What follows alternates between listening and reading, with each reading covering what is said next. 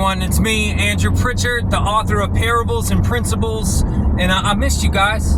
It's been about a month since the last video that I made, and a lot going on in life right now. There's a whole lot going on. Trying to market this book, trying to do a whole bunch of different things, but at the same time, you know, I'm always creating inside my own mind of how I can help people go through this personal development journey, how I can assist someone else in becoming their best version of self. And a couple different exercises that run together have come to mind, and I brought these to the IOP that I lead. And we've tested these out, right? There's worksheets that go along with them already, and huge success. Absolute huge success. So let me tell you a little bit about it, right? So we start off with identifying in ourselves, maybe I'm at this point in my own growth where I'm stagnant, where I think I'm good, I don't need to change. I don't need to go into my past to see what's wrong with me. I ain't doing that. I'm only moving forward. There's nothing wrong with me in the past, and I'm just doing it, right? That just limits our potential. It limits us so much by saying, I'm unwilling to be aware of the things that are holding me back. Don't do that. Get in touch. Have an open mind. So try this exercise with me right now. If you could go into your personal life, what would the first, the only 20 chapters of your life book be? What would they be? If your life was a book, what would the headline, the chapter name for 20 chapters be? Obviously, these are the big moments in your life, right? These are chronological to start because, you know, we're going with it being in time. Let's start off, well, with the first 5 chapters are PENAM, N-A-M, which is an acronym used by Robin Sharma. Parents, environment, nation, associations, and media. These 20 chapters, what we're trying to do, what we're trying to identify is, why am I the way I am? What created me? What old conditioning am I possibly hanging on to that is now shaping and creating my version of reality, my perspective of reality? The first 5 chapters, PENAM. Parents, environment, nation, association, meaning friends, and media. What kind of stuff do I allow into my brain? Through media. All those 5 things, they have a lot to do with who I am. On top of that, there's 15 more chapters that we're going to write down. These are the big ones, the big moments in my life, right? Do it in chronological order, where it's like, okay, this is the big thing that happened to me in my infancy. Then you move on to adolescence. Move on to teenage years, then you move on to young adult, then you move on to older adult, and then you move on to your current age. And along that way, what are the 15 biggest life-changing things that happen to you? Some of these are going to be good, some of these are going to be bad, some of them have shaped the way that we perceive our own reality. And then what happens when we do this exercise, I now have 20 chapters in my own life book. And I look back on it and I'm like, whoa, holy cow. That sounds like a lot of negative stuff has shaped my life. A lot of positive stuff too. But if I'm being honest and I'm looking at it, why is it the way that I am? I remember the breakup. I remember the divorce. I remember the time I went to prison. I remember the DUI. I remember the lost opportunity.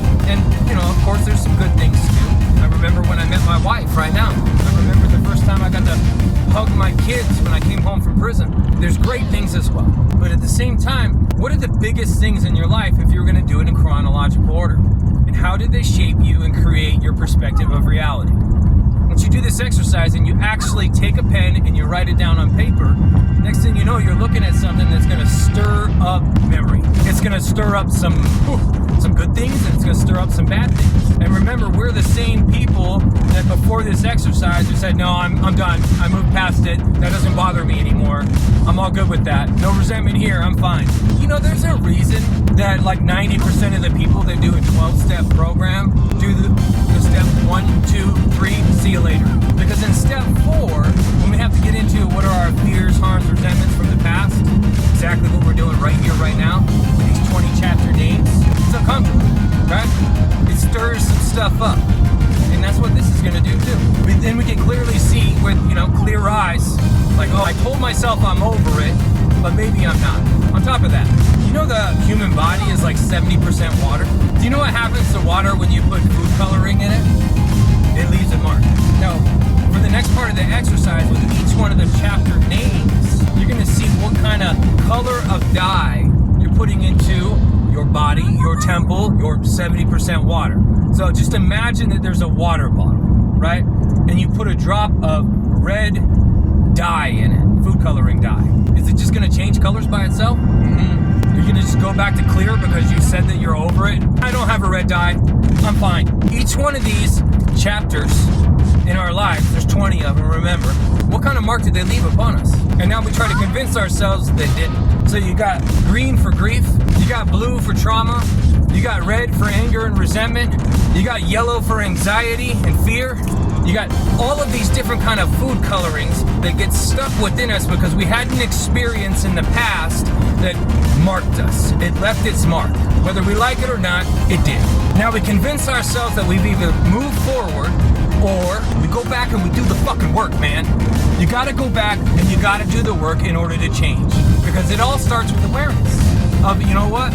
I tell myself that I'm a clear water bottle and I'm seeing the world through a healthy, good perspective, but at the same time, now I'm looking back at the past and I'm realizing maybe my water bottle is not as clear as I tell myself it is. Maybe I haven't really recovered from that anger, from that time that, you know, this or that happened to me in the past. Or maybe I still approach the world with fear and there's a couple little yellow drops that are still inside of there and now they affect the way I make my decisions today. I tell myself they don't, but am I being honest? I don't know. That's why I gotta go back. That's why I gotta do the work. I dare you to try this exercise. It's deep. Write down 20 chapter names of your life story and then figure out what color left a mark on your clear water bottle, your body, your temple. Then what are you gonna do about it?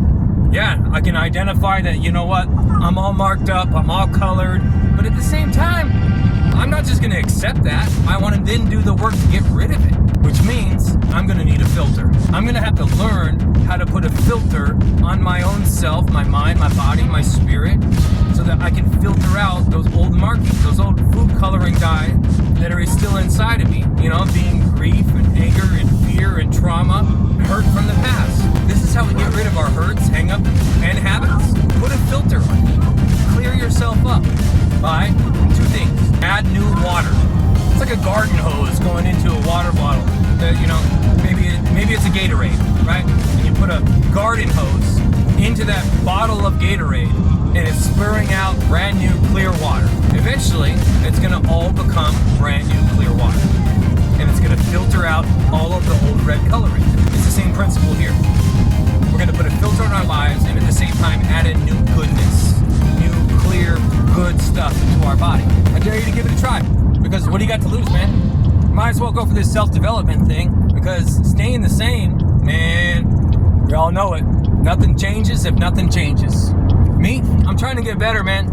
I'm trying to develop so much that I changed my life completely. Why? I got that little kid right there in the back seat with me right now, right? I'm trying to be a good dad. I'm trying to be a good father.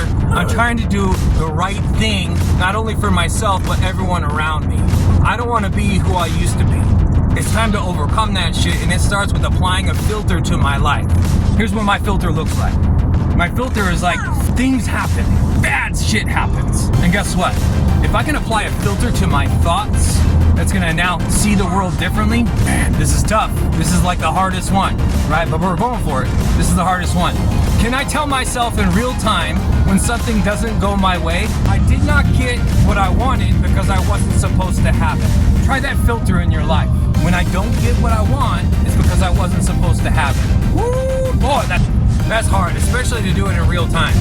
It's easier the next day. But in real time, when you find yourself not getting what you prefer, right?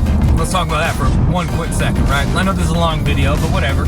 What are my preferences? See, I prefer more of what I want and less of what I don't want. Every human being has the same exact preferences. More of what I want and less of what I don't want. The problem with that is I end up living a life based upon outcomes of my desires, and that turns into selfishness. Trying to overcome selfishness so I can start thinking about that little guy in the back right there. Don't make your life about preferences. Make it about clear, concise direction, goals, love. Ultimately, it all boils down to love. Can I see the world through eyes of service? Where when I don't get what I want, it's because I wasn't supposed to have it. That's the ultimate filter right there. And then go with the flow and move forward, right? Go with the flow, add new water into your life, see the old stuff, stop denying that red food coloring isn't still affecting you, that the green, the blue, the orange, the yellow, all of it just doesn't affect me. I'm crystal clear here. Really? Come on, man. Do the work, change your life. I'll tell you what, I know that if I can do it, you can too. On top of all that, little plug at the end here, go buy the book. Parables and Principles is the shit. It's taken over. It's going to help anyone that reads that thing. Their life is going to change. All you got to do is apply the principles to your life. God bless you. Have a great day.